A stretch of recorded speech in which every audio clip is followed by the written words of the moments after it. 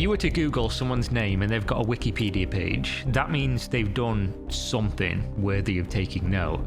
If that person is a pastor of a church and the Wikipedia page has a scroll bar, the things they've done were either really good or really bad. So let's talk about Lamar Whitehead, a guy who drives expensive cars, lives in mansions, gets robbed for close to $500,000 in jewelry, goes to prison repeatedly, and never learns his lesson. A man who the media have dubbed the Bling Bishop. Besides robbery at his Brooklyn church. Now, the so-called Bling Bishop. Brooklyn Bishop was robbed at gunpoint in the Bling Bishop, a preacher from Brooklyn, who will soon be swapping in his designer suits for prison garb. Lamar Whitehead started out his academic life studying accounting and videography at Eastern New Mexico University before returning to New York, which is where he found his true calling and attended New York Theological Seminary. He completed the studies there with a Ministry in Human Services certificate and went on to become a licensed New York State chaplain as well as marriage and funeral officiant. So he's quite an accomplished guy.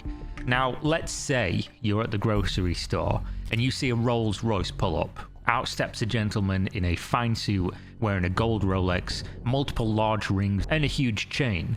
You think to yourself, wow, is that guy famous? You might even ask somebody, what does that guy do for a living? Probably the last answer you expect is that he's a pastor, not a job that we associate with massive sums of wealth, unless there's something weird going on. But let's not forget, this wouldn't be the first or the last time we'd seen someone who is supposed to be a moral authority enriching themselves at the expense of those they were supposed to be helping. Sometimes people just donate, right? There doesn't have to be anything criminal about what's going on. So let's take a look at this one and go back to 2004. According to Suffolk County Police, they were getting an alarming number of complaints from residents who were in the process of having their identity stolen. 9 people in total filed reports stating that someone was using their identity to purchase new Range Rover cars. So let's be clear, this isn't just a few $1,000s, and as the police started to dig, it wasn't just those 9 victims either. There were dozens of them across multiple states. So whoever was responsible was clearly aiming for the moon with the identity fraud, because in total, it came out to around $2 million in false loans. That doesn't sound like it's a small timer or that this was someone's first ever scam. So the police quickly arrested a man by the name of Copeland, who was using stolen identities at the time. Copeland, however, wasn't responsible for the Range Rover loans, but he did share an address with another man by the name of Lamar Whitehead. As the police started to peel back the layers, their eyes started to water and they'd found their man. For the next 6 months they investigated him. Meanwhile, he was still making it clear he was that guy. He took a $200,000 personal loan from 2 private individuals, who then filed a lawsuit against him when he refused to pay it back. A lawsuit they went on to win, with the court ordering Lamar to pay back $306,000, which as of 2022, he still owes $261,000 for. But during that 2004 investigation, the police finally had enough to take him down for what they called an extensive fraud and identity theft operation. When the arrest happened, ironically, it was while Lamar was driving a Range Rover, probably one of the ones that was purchased using a stolen identity as part of that $2 million fraud from over 50 victims across 3 different states. While searching his close to $500,000 house, police found a stolen 9mm pistol and a bulletproof vest. At the time, Lamar claimed to be in the music business, but quickly found out that he was in the going to prison business instead, and business was booming. 10 charges for identity theft later, and a 5-year sentence in Sing Sing Correctional Facility handed out in 2008, left Lamar in prison to be released in 2013. From here on, stories about Lamar leave the articles and Wikipedia pages, and instead we take a look at his social media accounts. By late 2013, fresh out of prison, Lamar looked to have turned his life around. He was tweeting about events to support the youth of Brooklyn, a project he was directly involved in and the keynote speaker for. Images for the next few months show Lamar looking dapper, dressing well in suits, but nothing too crazy. He was very active in his community, apparently trying to lead the youth and be an example for the future. This could be a truly inspirational story, somebody who did wrong and came out the other side doing right. But obviously by late 2015, things had started to change, because Lamar's appearance was more and more ostentatious. A diamond-encrusted cross is an example, a display of great wealth, while posting pictures during a turkey drive, something that obviously looks very weird. Yes, you're giving turkeys to people, but you're doing so looking as blinged out as you can. It seems like the messaging is at odds with the actions, though at this time there's no evidence of wrongdoing, just a guy who apparently enjoyed diamonds and expensive jewelry while being a somehow incredibly rich pastor, a job that doesn't pay that much money.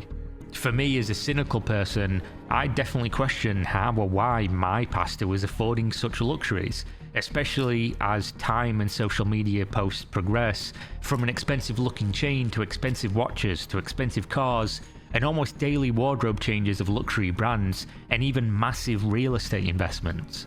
That God is real. Listen, real estate is the way to go. I'm going to be teaching classes. Follow me. I am Bishop Lamar Miller Whitehead, but I need y'all to understand all of this, more than half a block. Just purchase that, man. Let's get it, y'all. God is good. 2022, the year to surreal. So after this, his Twitter mostly goes dark until early 2021, but he was also active on Instagram posting similar videos to that, as well as promoting what he was actively doing, which seemed to be helping people, offering advice, and posing with celebrities. Everything seemed to be going great for him up until July 2022, when during a service that was live streamed and impossible to show you due to YouTube's content policy, Lamar and his wife were robbed by armed men. These men snatched his jewelry, which he claimed was a $75,000 Rolex and a $399,000 Cuban link chain, which he was wearing while giving a sermon at his church. But luckily, two of the suspects were arrested in connection to the robbery. Unluckily, one of them was killed during a confrontation with US Marshals in 2024. Still, seems pretty weird to be wearing basically $500,000 worth of jewelry while giving a sermon at a church. But what followed was quite interesting. As a result of that robbery, Lamar apparently sued a local radio host for $50 million in damages relating to what he called defamation. The lawsuit states that the host said he was a drug dealer, he is using the church to deal drugs as well as hide dirty money, and these statements made him lose business, church members, and therefore income. This seemed to be a running theme as it went on, because it wasn't the first or last time he sued anybody. According to the Rolling Stones article here, he filed 2 more lawsuits for $20 million each against 2 YouTubers who he also claimed was slandering him by saying he's a con artist. Some of the claims made were that he wasn't actually robbed, he still had the jewelry, that he was a drug dealer, and that he's involved with Blood and Crip street gangs. Now obviously I don't know anything about any of these claims. I only know things about claims that were made by the US federal government in 2004 when he was arrested for stealing people's identity and using those identities to take out fraudulent loans. Federal crimes that objectively happened. But of course he didn't like people bringing this up, nor did he like when Rolls-Royce impacted his credit score when he was late on a payment, which he also sued them for. So it seems like one of the things he enjoyed doing was suing people, but according to the US federal government there was something he enjoyed doing a little bit more, and that was committing crimes. You see, the indictment was made public on December 19th, 2022, and it opens with a pretty damning accusation which stated Lamar promised financial returns on investments from his victims, but quote, did defraud the victims by taking their money and other property with no intention of investing it, returning it, or enriching the victims. Examples given start from April 2020, where the Southern District of New York claim he took $90,000 from an individual who attended his Brooklyn church. The money was explicitly to be used for obtaining a home for the woman and her son first and foremost, but after the money was wired from her retirement savings account, Lamar spent it on quote, luxury goods and clothing for his own purposes. According to the filing, the woman asked him to return the money, at which point he refused. He then further attempted to solicit $500,000 from a businessman for a stake in a real estate transaction, claiming he would receive, quote, favourable actions by the New York City government that would enrich them both. This, according to US prosecutors, was patently false. The document continues to state that the same businessman he tried to take for $500,000 was then threatened with force if he didn't hand over $5,000 in cash. The indictment continues that he lied to federal agents when they executed a search on his home, stating he only had the one phone, knowing full well there was another phone in the house that he was actively using, which I'm sure had evidence they used against him in the federal case, which included 2 counts of wire fraud, 1 count of extortion, and 1 count of making material false statements. Not only that, but during the trial it was discovered that Lamar also used fake bank records to try and obtain fraudulent loans. Basically, he was performing a whole bunch of financial crimes, taking money from people that trusted him, churchgoers, and also local businesses and banks. It didn't seem to matter to him that these people were looking to him for guidance in what they thought was a man worthy of trust, a man who they gave a second chance when he posted to Instagram claiming to have been falsely imprisoned all those years ago for the previous case of defrauding people. He was in a position of societal power, an institution of power. He used that over the people as an appointed representative of the church and enriched himself at their expense.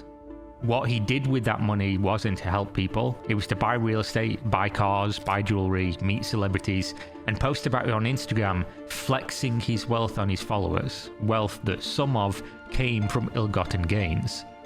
So after the trial, Lamar Whitehead, also known as the Bling Bishop, was found guilty by a unanimous jury on all 4 counts. His sentencing is due in July of 2024, where each charge carries a maximum 20-year sentence, except the one about making false statements, which carries 5. Unfortunately for Lamar, the troubles don't end there, as he's also been accused of flashing confidential case documents and making, quote, veiled threats against one of his accusers by reciting Bible verses. So it remains to be seen just how long the Bling Bishop will go to prison, though it will certainly be a good chunk of time considering he's now a repeat offender. Proving over 2 decades of time that given the opportunity to enrich himself, he will seize the opportunity with both hands while wearing a Gucci logo suit and preaching about how good God is for the life that he leads. Telling people you just gotta go out there and get it and God's gonna help you. But let this be a warning to you. If your pastor, whose average salary according to Google is around $48,000 per year, is blinged out, driving a Rolls Royce, bragging about buying half a block of real estate and posting about his sick chain on social media, he's probably supplementing his income somehow, and that supplement might be you. Either way, thanks for watching.